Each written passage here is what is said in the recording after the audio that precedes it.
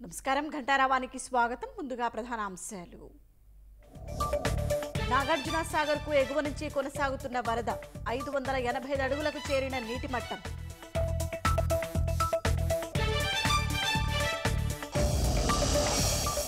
అన్నమయ్య జిల్లాలో తుపాకీతో కాల్చుకుని ఇటుకల వ్యాపారి మృతి, అప్పుల భారమే కారణమని స్థానికుల వెల్లడి.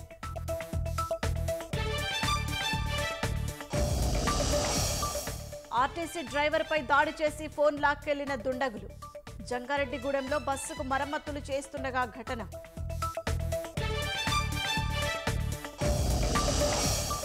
గోదావరి ఒడ్డున నేల కొరిగిన నిద్రగన్నేరు చెట్టు, వందలాది సినిమాలకు వేదికైన వృక్షంగా గుర్తింపు.